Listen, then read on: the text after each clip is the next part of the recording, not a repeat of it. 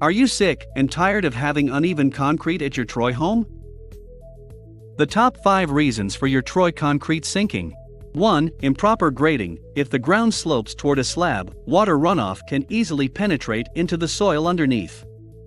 2. Frost penetration. When melting snow penetrates the soil under a concrete slab, and the temperature drops below freezing, the ground expands. Then, when the earth dries out, the soil contracts. 3. Tree root growth. When trees grow near a concrete slab, their roots can extend into the soil underneath.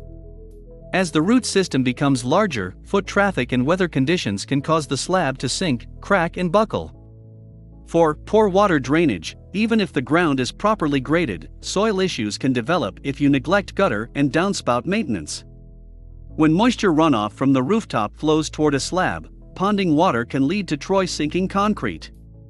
5. Poorly compacted soil. During construction, soil may be spread or moved to level the grade. The loose soil must be properly compacted to remove air cavities from within it. Don't worry, Total Leveling can help with any of your Troy concrete repair needs. Contact us today for a free, no-obligation quote. Visit concreteliftingmi.com.